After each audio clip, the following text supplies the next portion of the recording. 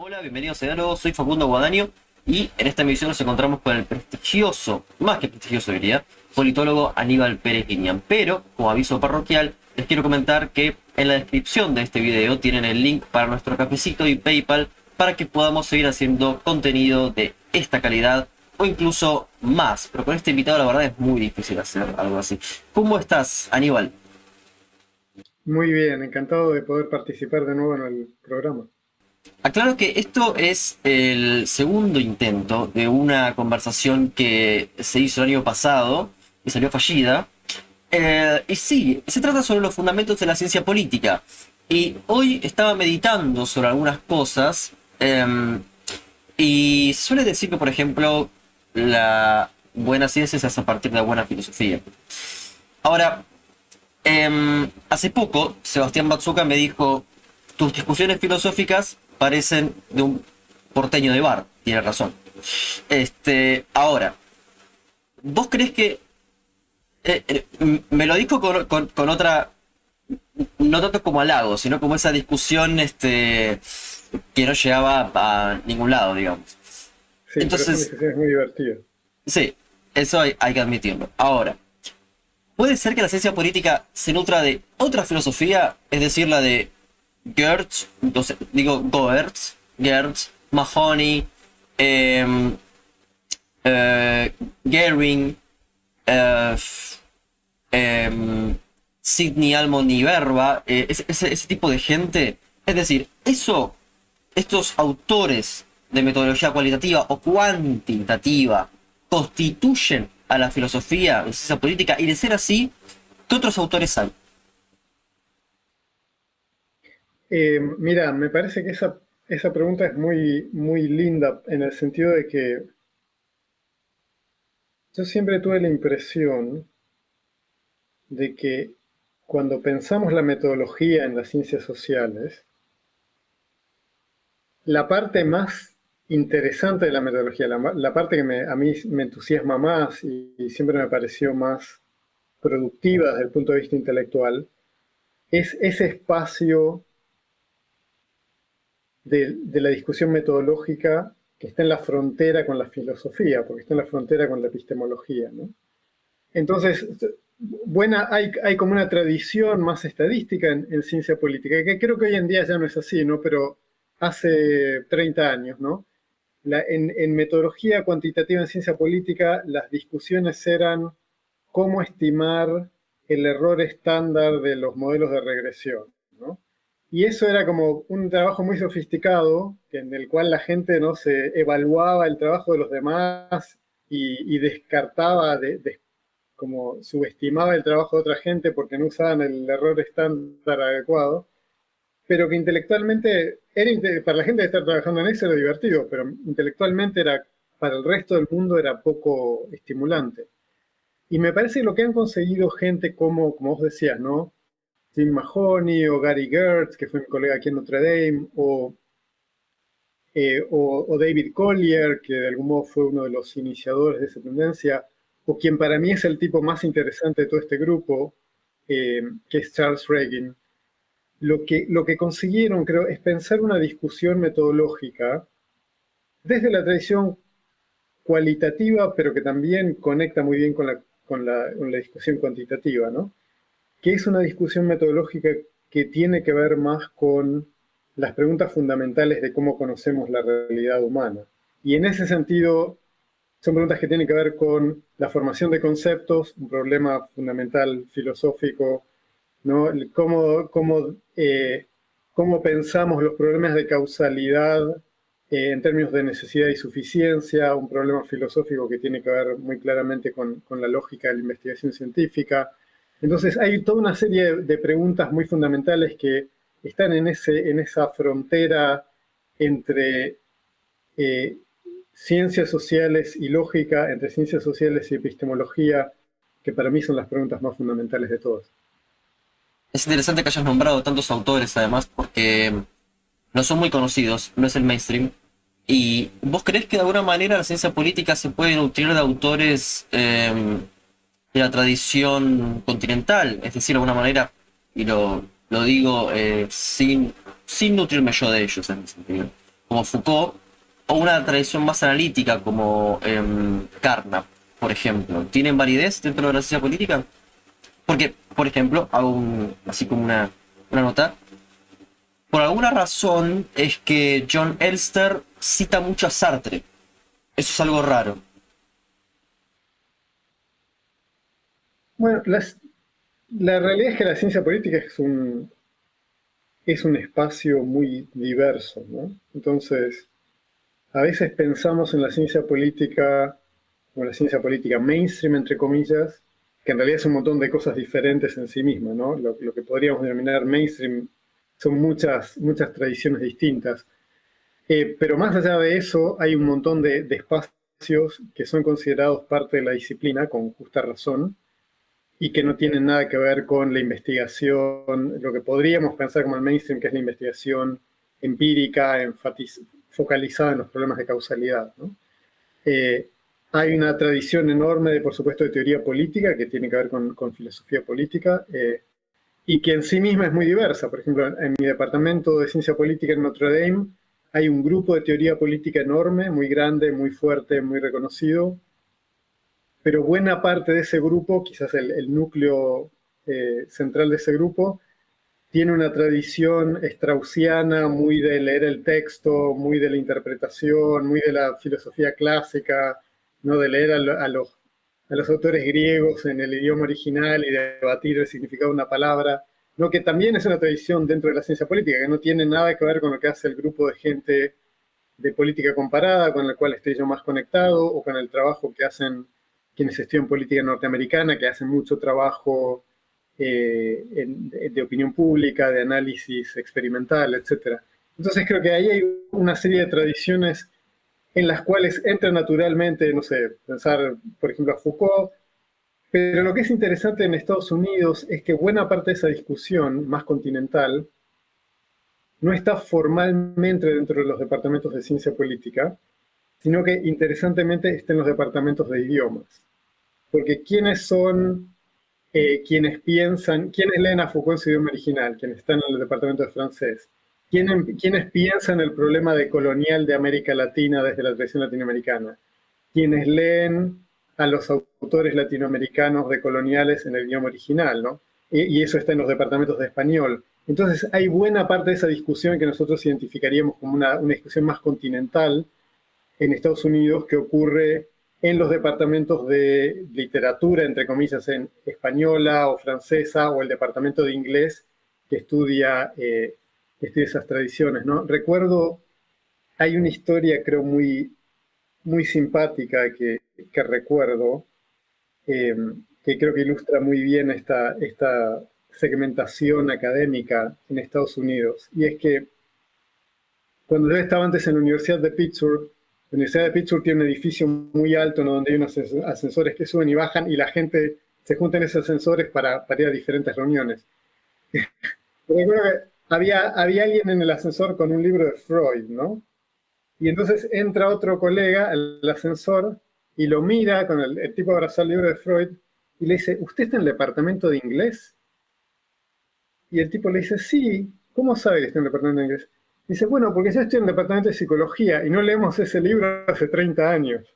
Como dónde se ha desplazado el debate más continental en Estados Unidos es un tema súper interesante. Ahora, una cosa que estaba pensando respecto a la ciencia política, dijiste dos cosas. Dijiste una que resonó en mi cabeza con otra cuestión que estaba teniendo. Em, cuando hablamos de ciencia política tenemos esta palabra, ciencia, que quizás con cierto positivismo metodológico nos hace hablar de, bueno, la calidad de poder predecir, o la cualidad, perdón, de poder predecir algún fenómeno. Em, ¿Crees que es posible esto en ciencias políticas? Y esto se abre en tres sentidos. Leyes, o sea, postulados de ley, lo cual ya es mucho decir, predicciones y después, en última instancia, experimentos.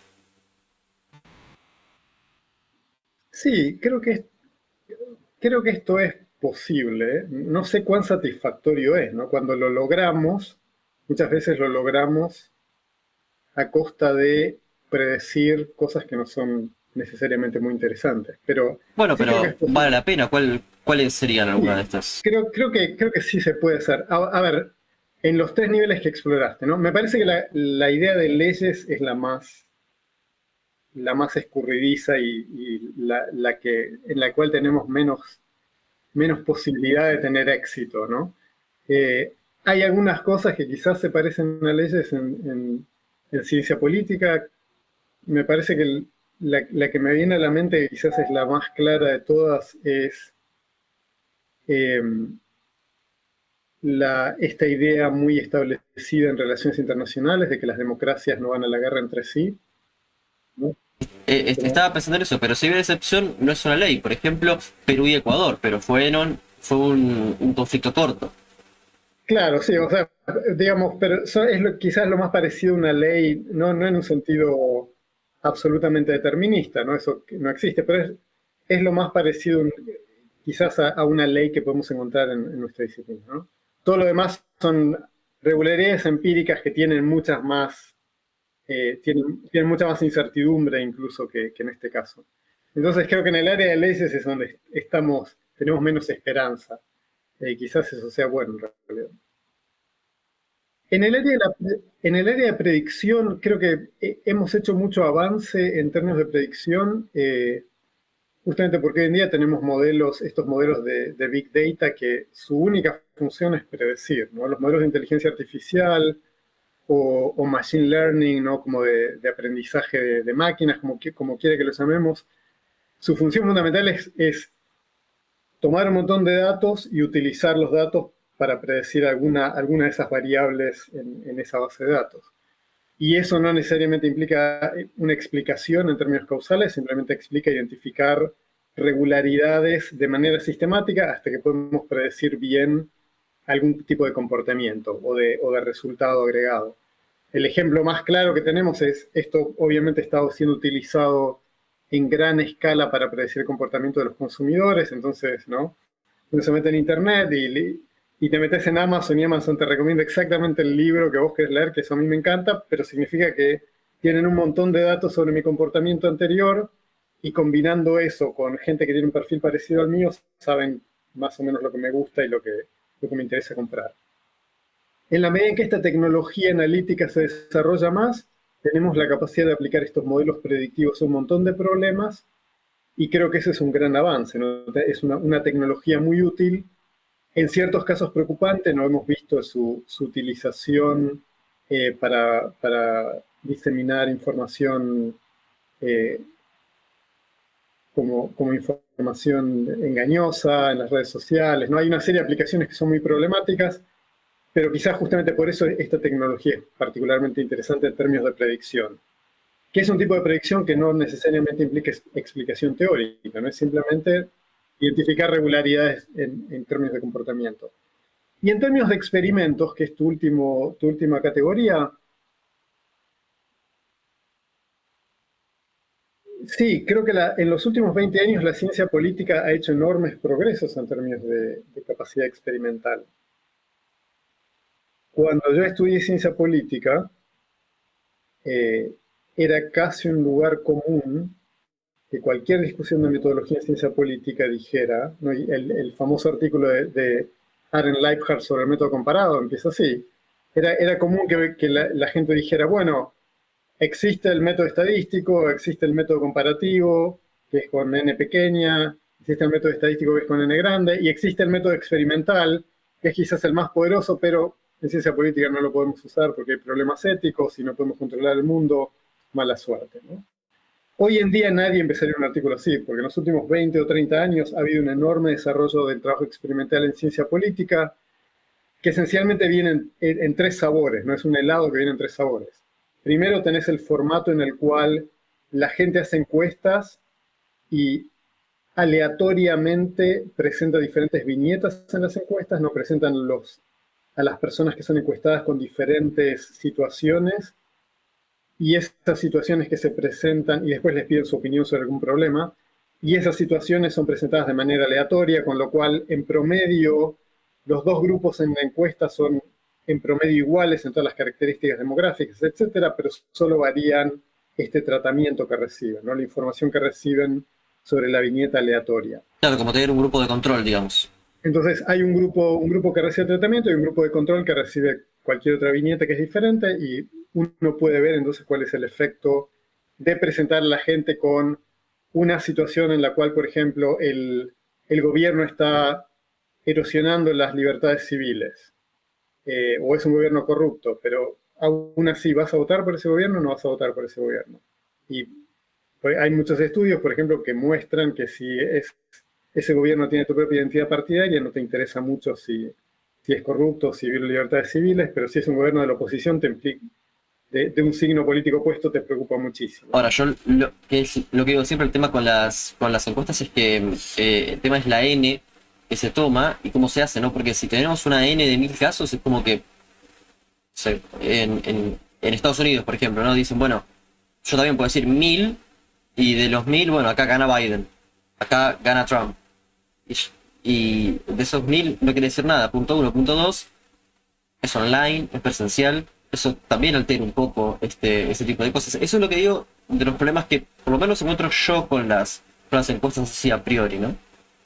Sí, bueno, a ver, estas encuestas pueden ser hechas en un grupo pequeño o pueden ser hechas con encuestas representativas de la población, ¿no? Esa es la ventaja de las encuestas, la experimentación con encuestas, que si tenés los recursos, puedes tener una población representativa.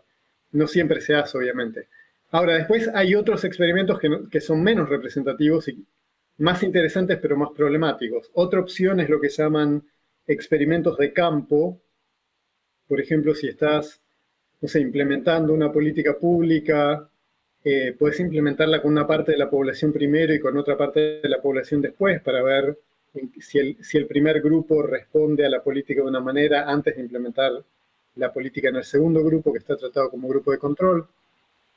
Y después hay trabajos puramente de laboratorio, que es más tipo lo que se hace en psicología, ¿no? Juntás un grupo de estudiantes en un laboratorio, a unos les mostrás un video y a otros les mostrás otro video y ves cómo reaccionan. En esos tipos de experimentos, el problema que vos estás planteando es todavía mucho más fundamental, que es el problema de la validez externa.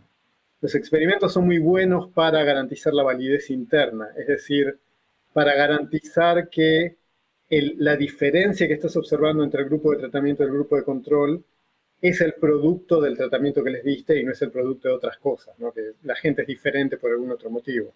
Porque al dar el tratamiento de manera aleatoria, garantizás que los dos grupos en promedio son iguales. Lo que los experimentos suelen tener problemas en garantizar es que esos dos grupos que estás usando como grupo de tratamiento y grupo de control son realmente representativos de una población más amplia sobre la cual te interesa decir algo. Entonces puede ser que a un grupo de estudiantes el experimento les hace diferencia, pero si mostrás el mismo video a la población en Buenos Aires o en La Matanza o en Córdoba, la gente no tiene ningún efecto porque en la población general no es como los estudiantes de universidad, ¿no? Entonces, el problema de la validez externa es un problema con los experimentos que es bastante común. Pero en ese sentido, lo que estaba pensando era que al fin y al cabo, dentro de estos experimentos, es como que estábamos hablando de acción del votante. Yo a lo que me estaba refiriendo quizás era a una cosa que parecería como enunciarse también, como si fuese una ley o un patrón o algo, o que incluso te va a predecir cómo va a continuar esto. Y tomo dos casos, Gervasoni y Matsuka se me vienen rápido a la cabeza, para no nombrar la econometría de Acemoglu, etcétera, que es como economía con ciencia política mezclada, ambas cosas. Matsuka y Gervasoni parecen decir que, bueno, América Latina tienen regímenes subnacionales que no son democráticos. Esto se puede testear, esto es así y esto se da por ciertas características. Bien, parecería que hay dos salidas siempre. Está como la salida, en el caso de Matsuka, ¿no? Proteccionista, que no puede hacerse por la ineficacia de la burocracia de América Latina, y la salida del libre mercado. Esto te daría cierta predictibilidad, pero al mismo tiempo estás jugando con variables que efectivamente se retrotraen a digamos, una muestra histórica que después se testea por, bueno, por matemáticas, como hacen Matsuka y Hanabasu. No recuerdo si Hanabasu lo hacen, pero Matsuka sí. Entonces, en ese sentido, también es una aproximación metodológica también, ¿no? Sí, por supuesto. Todas estas son aproximaciones metodológicas que siempre tienen alguna ventaja y siempre hay algo que perdemos, ¿no? Porque nuestra comprensión del mundo siempre es limitada. Eh, el uso de la matemática nos da una gran rigurosidad. Cuando uno puede pensar en el uso de la matemática en dos contextos, ¿no? Que mencionaste brevemente. Uno es el contexto teórico, ¿no? Y es el uso de la matemática para formalizar argumentos en los cuales queremos que la lógica sea muy estructurada, muy creíble, muy sólida. Entonces, la teoría formal, la teoría de los juegos, todo eso, lo que hace es que utiliza como lenguaje matemático para formalizar un argumento teórico sobre actores y cómo los actores reaccionan en anticipación de la conducta de los otros actores y cómo esta anticipación mutua de los actores produce un cierto equilibrio, ¿no? Hacemos el caso más simple, el dilema del prisionero, por ejemplo, ¿no? Del dilema del prisionero a todas las versiones ultra, súper más complejas de los modelos de teoría formal, todas parten de esta base, ¿no? La idea de que hay actores que tienen alguna función de utilidad y que pueden anticipar la conducta de otros actores y por lo tanto esa anticipación conduce a un equilibrio en el sistema político o en el mercado, si estamos pensando en términos de economía. Ahí la matemática se usa para teorizar, para teorizar el problema, y nos da la gran ventaja de que la lógica es muy coherente y nos da la gran desventaja de que la lógica es muy coherente, ¿no? Porque el mundo a veces no es tan coherente como el de los actores que proponemos en los modelos formales. Entonces, para bien o para mal, eso es lo que esa estrategia teórica nos permite hacer. Después tenés la estrategia estadística, ¿no? En la cual la matemática, interesantemente, se utiliza para exactamente lo opuesto. Es la matemática en el contexto estadístico se utiliza para agregar información de manera tal de permitir que el mundo sea caótico y aún así tener algo para decir, ¿no? Sobre la tendencia, sobre el patrón que podemos observar, ¿no? De nuevo, la versión más simple de esto es pensar en un promedio. Lo que hacemos en un promedio es que agregamos un montón de información sobre un fenómeno, ¿no? Y decimos, bueno, hay casos que están muy arriba y casos que están muy abajo, pero en promedio, cuando miro todo esto, hay un patrón que puedo identificar que es la media para este grupo, para esta población, o para este país, o para este periodo histórico, y alrededor de esta media hay cierta dispersión, que puede ser pequeña, y entonces tengo confianza en el promedio, puede ser muy amplia, y entonces el promedio no me dice mucho porque sé que hay mucha variación. Entonces la estimación estadística lo que me permite hacer es tratar de extraer algún patrón común de un conjunto de información que básicamente refleja un mundo que es caótico porque hay montones de variables que explican cuál es el resultado final. También recuerdo que hace un tiempo, vuelvo a traer esta anécdota con Sebastián, ¿no? Con Sebastián Matsuka, me dijo que esas cosas teóricas eh, se toman en consideración, pero que es un mundo muy distinto en la política comparada, ¿no? Bueno, efectivamente es a lo que te dedicas vos. Em, ¿Cuál sería, digamos, uno de los grandes desafíos de la política comparada y por lo menos alguno de los grandes hallazgos que encontraste? Recuerdo tu paper de USAID, por ejemplo, entre otros, pero al hacer política comparada, efectivamente te encontrás con que algunas cosas salen realmente del sentido común y que incluso del sentido común del consenso científico. Entonces, ¿cómo explicarías este campo de la política comparada y sus sorpresas, sus hallazgos en ese devenir? Mira, yo creo que el campo de la política comparada está construido a partir de dos criterios fundamentales. El primero es, si querés, un criterio, no sé cómo llamarlo, pero imperial de algún modo, que es la idea de que podemos observar el resto del mundo y aprender como las regularidades del funcionamiento político a partir de la comparación de diferentes casos del resto del mundo, ¿no?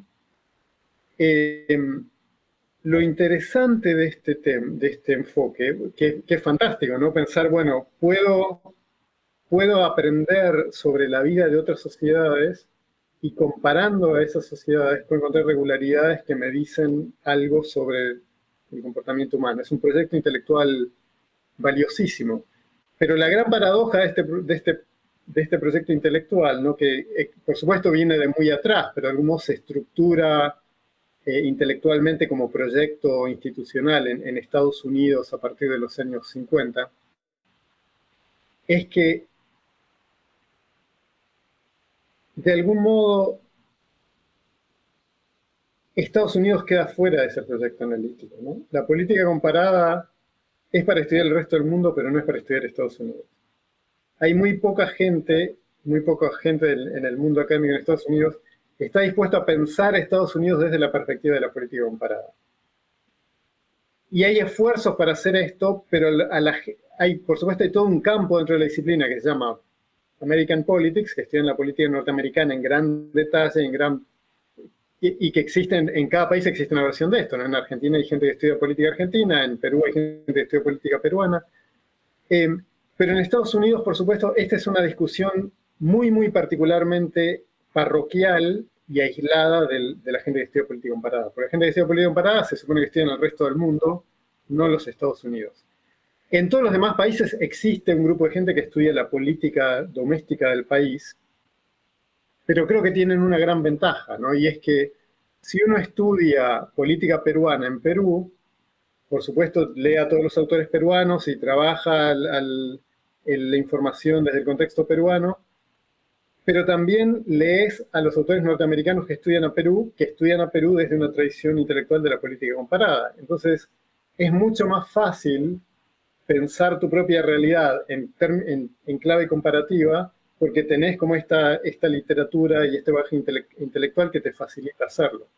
Si sos un americanista pensando en Estados Unidos, dentro de Estados Unidos, es súper difícil pensar Estados Unidos en el contexto comparativo porque no hay una tradición de hacerlo y no tenés a mucha gente que lo esté haciendo.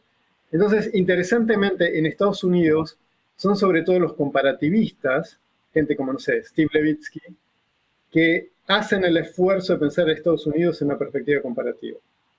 Y entonces dicen, bueno, en realidad el Partido Republicano hoy en día tendría que estar aprendiendo del Partido Peronista en Argentina en los años 80, ¿no? Y hacen estas comparaciones que para los americanistas tradicionales son cosas impensables.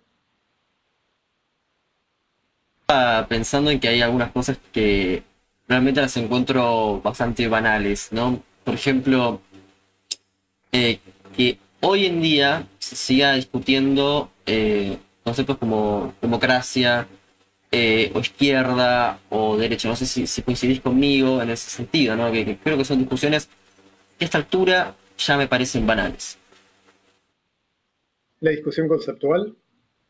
La discusión particularmente de estos tres términos, democracia, izquierda y derecha, ¿no? Siempre, por ejemplo, estamos diciendo, no, pero este gobierno es más de izquierda, esto es más de derecha, esto es democracia, por ejemplo, ¿no? Podemos decir, no, pero al fin y al cabo el gobierno cubano es democrático porque sí, porque no, o sea, es encontrar realmente propiedades democráticas en lugares donde no lo son y creo que se está haciendo una discusión, creo, bastante estéril.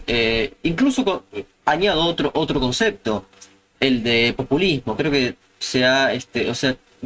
creo que es un concepto que ya ha sido exprimido a más no poder y ya se encuentra raquítico. No sé cuál es tu visión sobre eso. Sí, sí. Yo en general tengo la misma sensación que vos, pero me parece que estos debates que realmente son interminables y en ese sentido suelen ser aburridos a menos que uno esté muy metido en el debate. Pero voy a hacer una punta que quizás sea un poco fea decirla, ¿no? Son debates sutiles. Porque vos dijiste son eternos, sí, pero son útiles. Desde el punto de vista intelectual, a veces uno tiene la impresión de que son, como vos decís, son debates estériles, ¿no? Pero creo que su utilidad pasa por otro lado de alguna manera. y tiene que ver con dos cosas. La primera es que estos conceptos, no casualmente, son conceptos que tienen una gran carga moral. Y a veces una carga moral que se traduce en una carga legal, ¿no? Si, si vos sos un país democrático o no, eh, se activa la Carta Democrática Interamericana o no, ¿no? Entonces, a veces estos debates que alrededor de cuestiones conceptuales, sobre todo los debates conceptuales que implican reclasificar casos o argumentar alrededor de la clasificación específica de casos concretos, en general son debates que alrededor de términos que tienen una gran connotación moral. Si yo digo que Cuba es una democracia o no, o que es una democracia especial, o digo que Hungría es una democracia liberal y por lo tanto es algún tipo de democracia, estos juegos de matices del lenguaje, ¿no? De este estiramiento conceptual, como hubiera dicho Sartori, tiene una función particular política que tiene que ver con la carga moral que estos términos tienen. Ese es un tipo de problema. Y después hay otro tipo de problema en el cual estos debates son útiles en una manera particular, ¿no? Como parte del debate político, y es que a veces la naturaleza misma del fenómeno empírico o la frecuencia del fenómeno empírico cambia de tal manera, pero la carga moral del concepto sigue estando ahí, de manera tal que el concepto es reapropiado para referirse a otra cosa, ¿no? Por Déjame que te dé dos ejemplo, ejemplos de esto. Te voy a dar dos ejemplos. Uno, que está, creo, muy bien estudiado por Leigh Marstendredet y Andrés Malamud en un paper, es la idea de golpe de Estado, ¿no?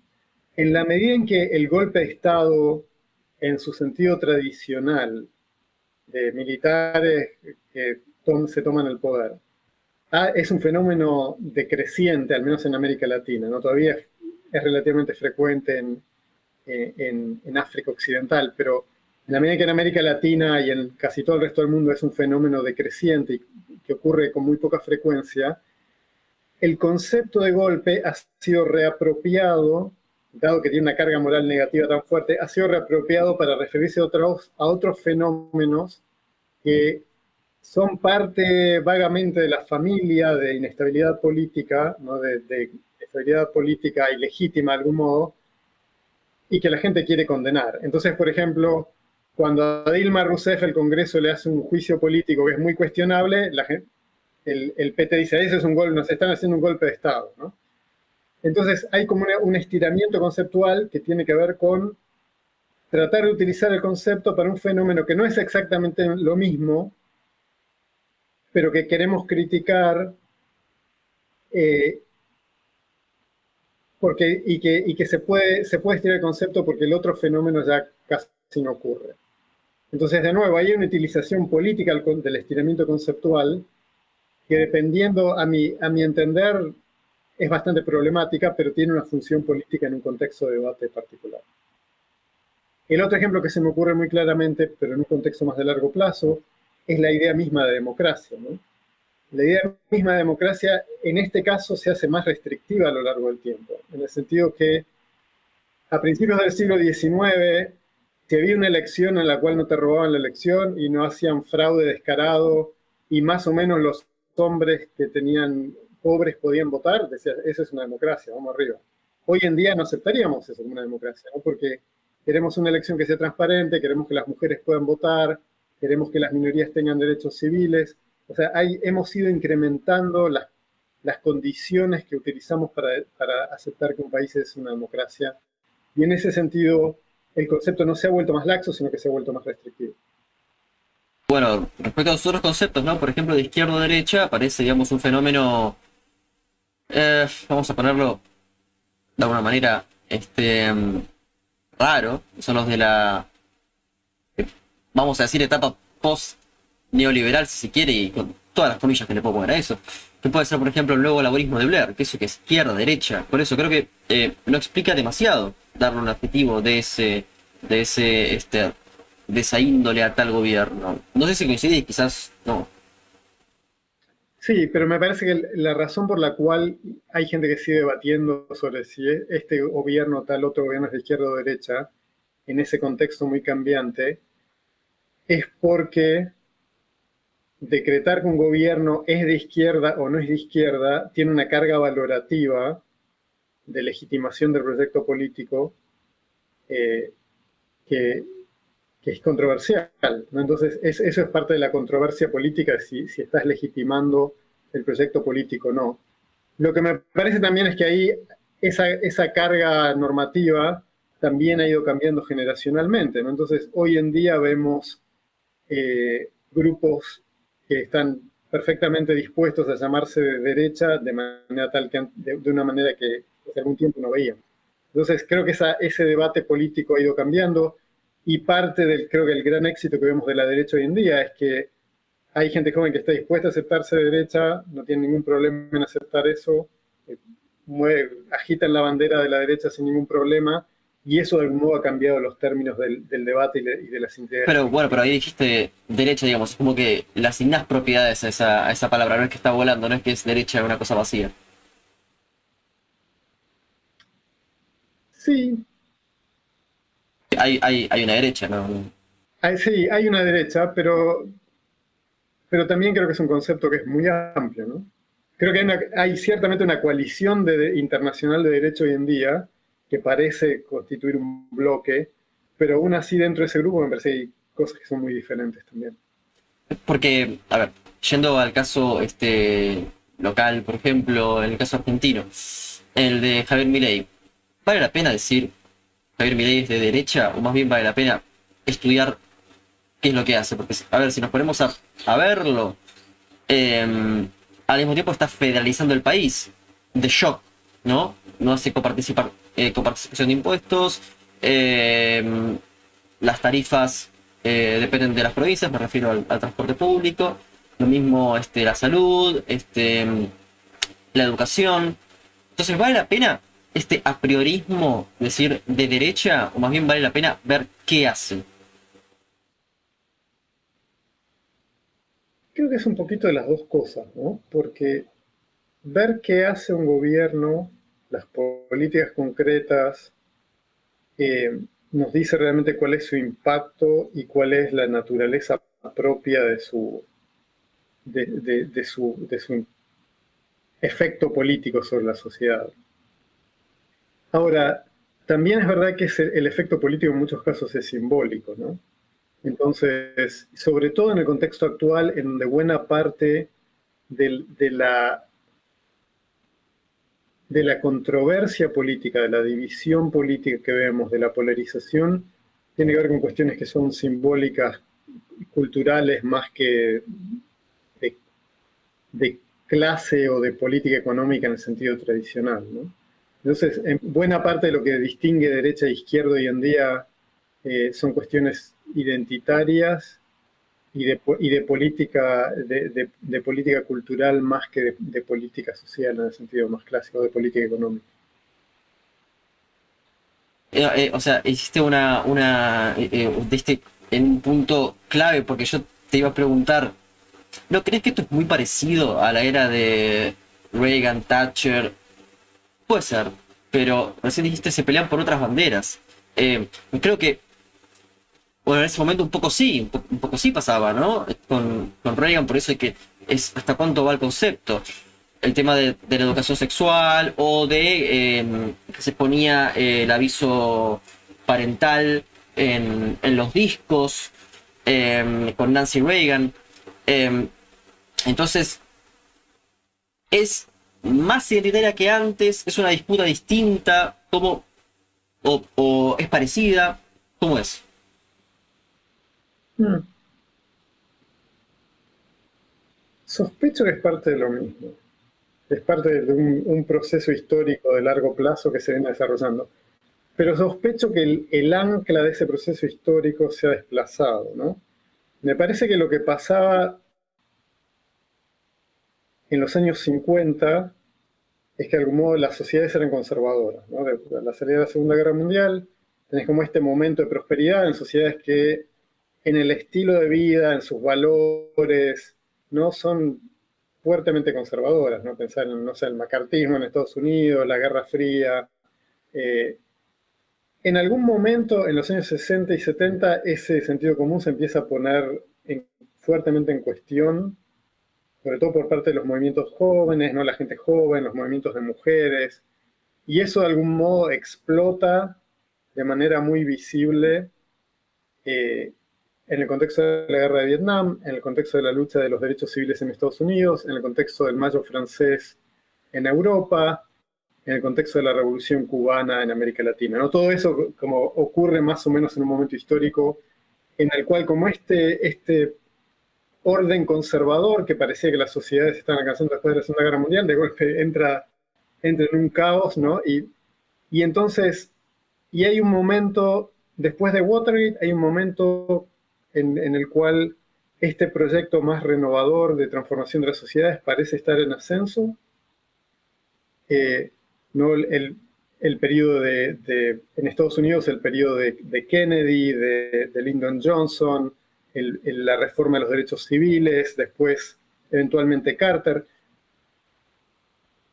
Y me da la impresión de que el momento de Reagan y Thatcher es un poco inicialmente desde la política económica, pero también con un componente cultural muy fuerte, es decir, bueno, hasta acá llegamos, la sociedad no está dispuesta más, vamos a parar esto, ¿no?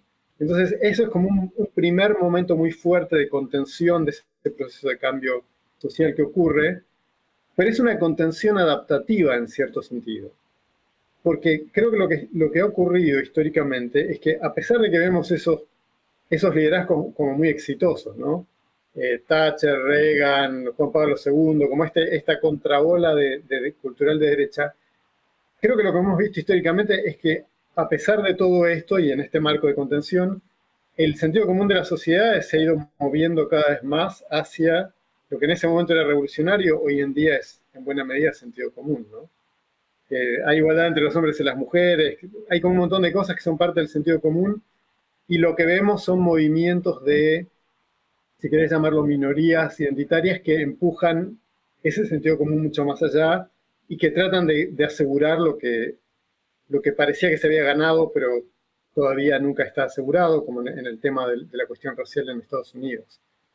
Entonces, me parece que parte de la derecha que estamos viendo ahora, que es más virulenta, más agresiva, más como comprometida incluso que la derecha de Reagan y Thatcher, es una derecha que de algún modo está tratando de atajar el gol de esta transformación social de los últimos 50 años que a escala, si uno lo piensa en términos sociales, es una transformación brutal de las sociedades, ¿no? Cómo pensar la cuestión de género, cómo pensar la cuestión de las minorías, cómo pensar la cuestión racial. En los últimos 50 años, nuestras sociedades han cambiado de una manera rapidísima y creo que la sociedad, sobre todo generacionalmente, hay un sector de la sociedad que está tratando de acomodarse a eso y de procesar eso y de contener eso de alguna manera. Y cambio de tema en algo que justamente habías dicho antes sobre golpe de Estado, que quedó así como medio en el tintero. Em, Hay un documental en YouTube sobre el Brexit que decía A Very British Coup. Yo pensaba también, ¿no? ¿Cómo hacer un golpe de Estado en Inglaterra? Es básicamente imposible. Eh, a ver, hay pocos casos de golpes de Estado a monarquías y generalmente ocurren en lugares como de África o ese tipo así, donde son muy inestables. ¿Es la monarquía un sistema que prevenga golpes de Estado o más bien tiene otro tipo de golpe de Estado? Bueno, depende de qué monarquía estemos hablando, ¿no? Creo que la monarquía absoluta, e incluso la monarquía constitucional, entendida como ese momento en el que la monarquía absoluta se liberaliza y empieza a compartir poder con la élite burguesa, pero sin entregarlo del todo, me parece que en ese momento histórico la monarquía es enormemente expuesta a los golpes de Estado, ¿no? Porque son los militares quienes, en muchos casos, abren el juego a que la monarquía finalmente entregue el poder. y modernizan, ¿no? Modernizan el proceso político. Este es como uno de los grandes temas en aquel libro de Samuel Huntington, ¿no? Clásico, El orden político en las sociedades en cambio. Entonces, esas monarquías tradicionales que están en transición hacia la modernidad, porque están muy expuestas a golpes de Estado y contragolpes que intentan restablecer la monarquía. No pensemos en la historia española desde fines del siglo XIX o desde comienzos del siglo XIX hasta los años 70, es como este vaivén, ¿no? de monarquía absoluta, burguesía y burguesía revolucionaria en algunos casos, combinada con el papel de los militares, que finalmente son los que terminan gobernando, ¿no? con el modelo franquista para resolver ese problema durante buena parte del periodo. Ahora, si estamos hablando, y me parece que de lo que estás hablando es de las monarquías, de los sistemas parlamentarios democráticos que tienen una monarquía constitucional, ¿no? Me parece que en esos casos son los que hemos visto hasta ahora poco propensos a los golpes de Estado, porque los problemas que llevan los golpes de Estado se resolvieron. En esa transición a la monarquía constitucional con un sistema democrático parlamentario, todo ese debate sobre quién tiene el poder y cómo se comparte el poder y quién gobierna y quién regula, quién habla en nombre de la nación y quién habla en nombre del partido de gobierno, todos esos debates se han ido resolviendo en el proceso que permitió construir un sistema democrático parlamentario. Ahora, yo hago otra pregunta ahí. Nadie votó a Sunak, votaron a Johnson. Entonces, claro, no es representativo en ese sentido. Y desde una visión presidencialista, bueno, eso sería ilegítimo también. Sí, el modelo inglés es un modelo en el cual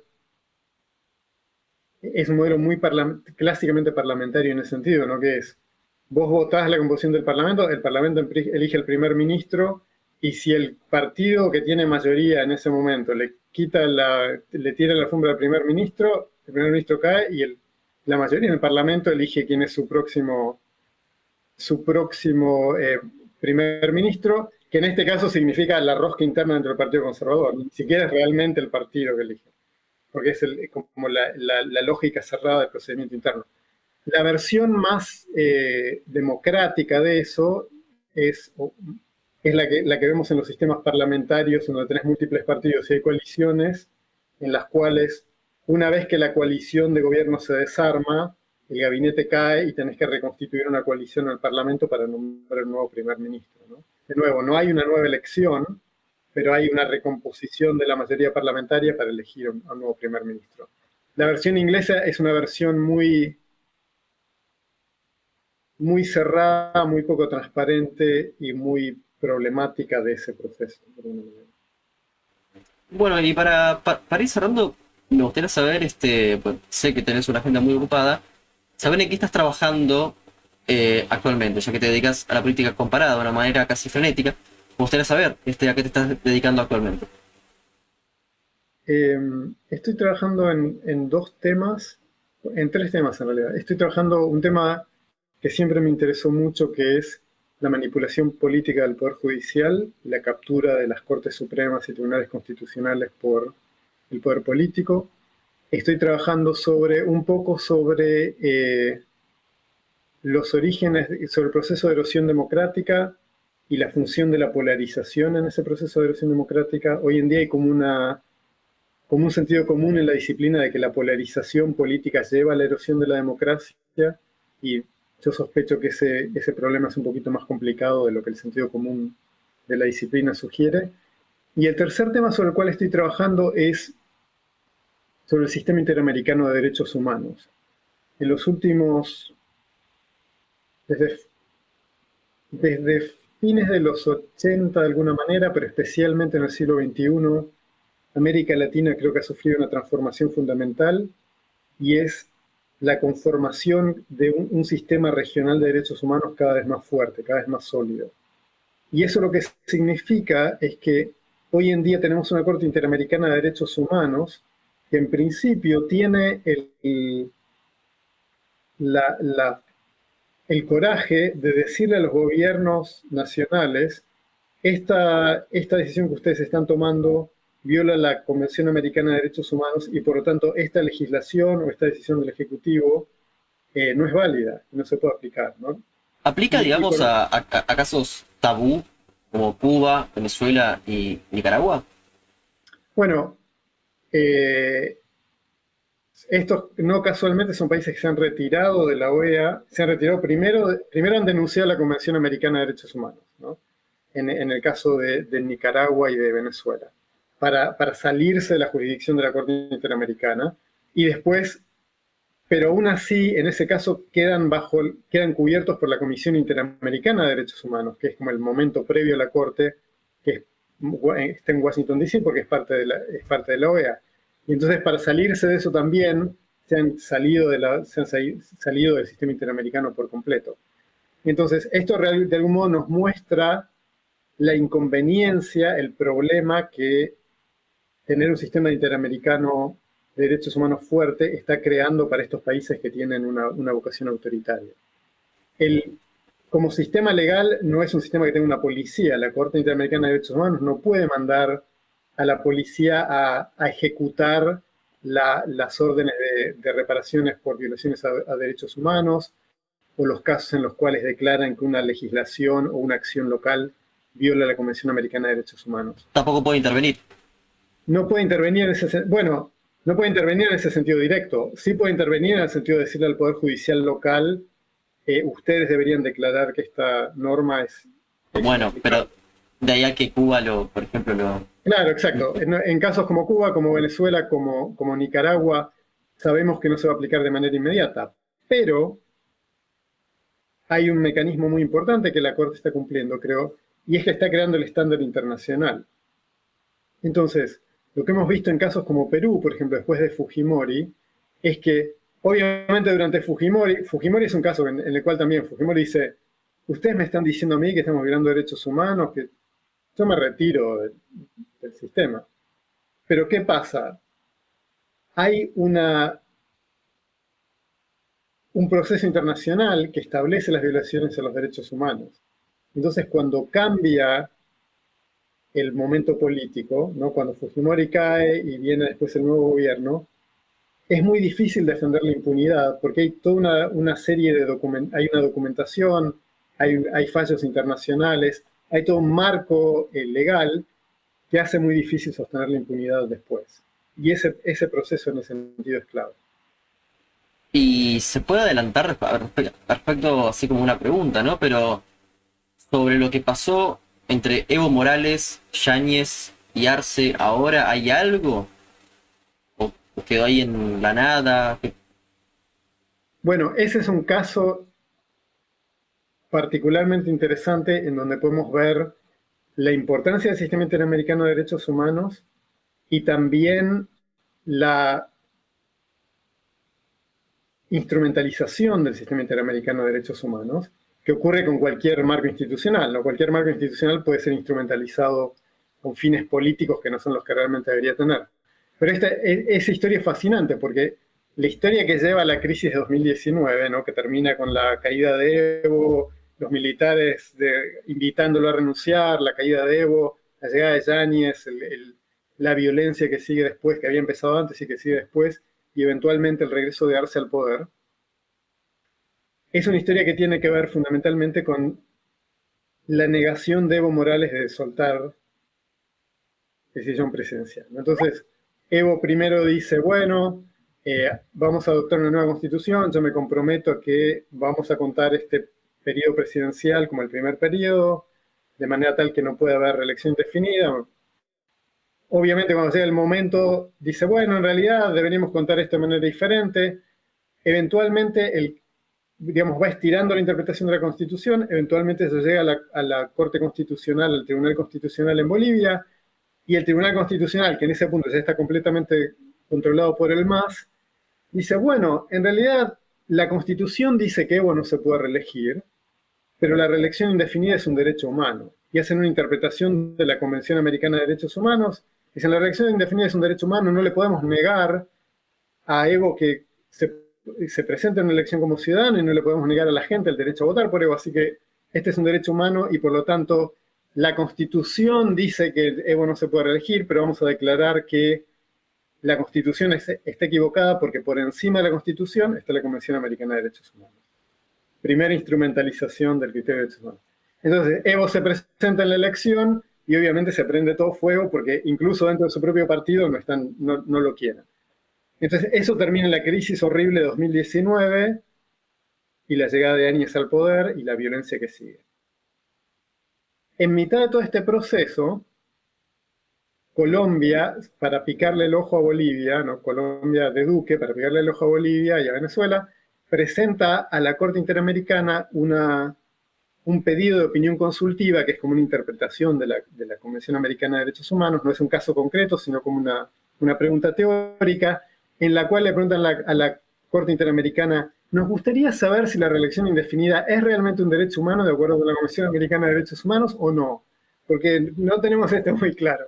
Entonces la Corte Interamericana se reúne, hacen toda una deliberación sobre el tema y en un voto que no es un voto unificado, pero es un voto dividido, pero es una opinión consultiva muy interesante, toman una posición muy clara y dicen, bueno, en primer lugar, la reelección indefinida obviamente no es un derecho humano, no hay nada en la Convención Americana que realmente permita llegar a esa conclusión.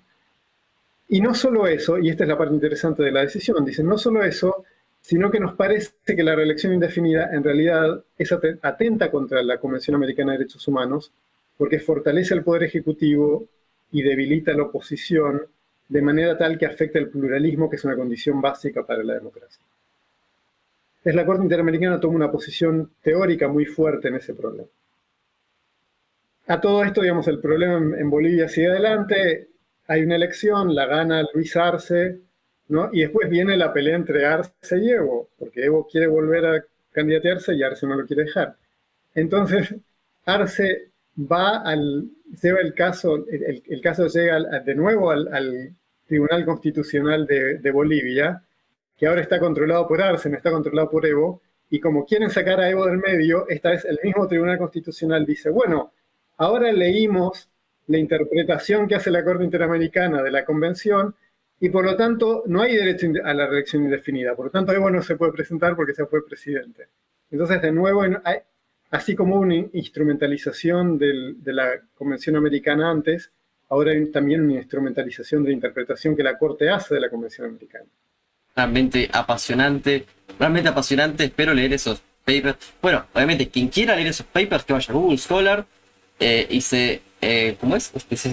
le da a seguir al perfil de Aníbal, ahí va a estar al tanto de cualquier artículo de Aníbal Pérez Linier. Ahora, por supuesto, que te tengo que someter a las dos preguntas de rigor. ¿Qué película y qué libro nos vas a recomendar? ¿Qué película y qué libro? Puede ser una serie también, así te lo hago más fácil. Puede ser una serie también. ¿Sabes qué? Bueno, películas. Hay una película muy vieja que me gusta mucho, que es una película que se llama Z, de un director, Costa Gabras, de un director francés-griego. Costa Gabras hizo muchas películas buenas, una que se llama Missing, Desaparecido, que es sobre el golpe en Chile. Pero Z, que es una de sus primeras películas, es una película sobre Grecia. Y a mí me gusta mucho esa película porque es una película que es la historia de un juez conservador, que le toca investigar un asesinato político de un candidato, que es una historia verdadera, le toca investigar un asesinato político de un candidato en Grecia, que es un candidato de la izquierda y es asesinado por la derecha. Y este juez, que viene de una tradición conservadora, le toca hacerse cargo de ese caso. Y entonces la historia es cómo este juez, que tiene por un lado su posición ideológica, pero por otro lado tiene que hacer su trabajo de juez, cómo su propia misión profesional de algún modo lo va llevando a desentrañar esa madeja en la cual tiene que investigar a la derecha. Y entonces creo que es una historia fascinante de cómo hay una transformación a partir de la responsabilidad profesional y es un buen ejemplo de cómo el Estado de Derecho de algún modo trasciende a la instrumentalización política del Poder Judicial. Con respecto al libro, eh, mira, me gustó mucho y sí lo recomiendo el último libro de Levitsky y Ziblatt. Levitsky y Ziblatt publicaron Cómo mueren las democracias, ¿no? Que es un libro muy leído, muy reconocido. Pero ahora publicaron otro libro el año pasado, hace poquito, que se llama La tiranía de la minoría, que es como una secuencia de cómo mueren las democracias, pero es alrededor del caso de Estados Unidos. Y el argumento central del libro es un libro muy fácil de leer, pero muy sustancialmente politológico, porque es un libro sobre el diseño institucional de los Estados Unidos. Es de divulgación, podemos decir, no es como un libro de divulgación. Sí, es como un ensayo politológico, ¿no? Es escrito para un público más amplio. Pero el argumento central del libro es que la Constitución de Estados Unidos está diseñada para proteger a las minorías, ¿no?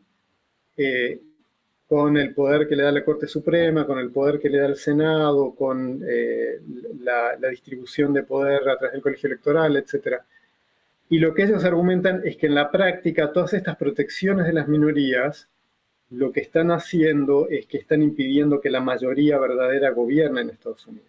Entonces dicen, bueno, hoy en día el Partido Republicano solamente se sostiene, lo que dicen es, el Partido Republicano ya no tiene mayorías en Estados Unidos, ¿no? Si contás los votos a nivel nacional, consistentemente pierden las elecciones para presidente. Si mirás el Senado, muchas veces en el Senado solamente pueden ganar por cierto contexto político. Entonces lo que dicen es, realmente, si uno mira la mayoría de la población nacional en Estados Unidos, esa mayoría tiene cierta preferencia en términos de políticas públicas, en términos de lo que el gobierno debería hacer. Y es solamente el diseño institucional de Estados Unidos que permite que una visión mucho más conservadora contenga esa preferencia política. Entonces, tenés presidentes que no son electos por la mayoría nacional, pero consiguen llegar al poder como resultado del colegio electoral, de la dinámica institucional del colegio electoral. Tenés un Senado que no representa la mayoría de los votantes a nivel nacional, pero que forma mayorías más conservadoras porque los estados más rurales y más conservadores tienen el mismo número de senadores que los estados más grandes y que tienen más electores, etc. Entonces el argumento de ellos es que esta protección de las minorías lo que ha hecho es empoderar a las minorías para contener el desarrollo de la política pública y de cómo Estados Unidos debería desarrollarse.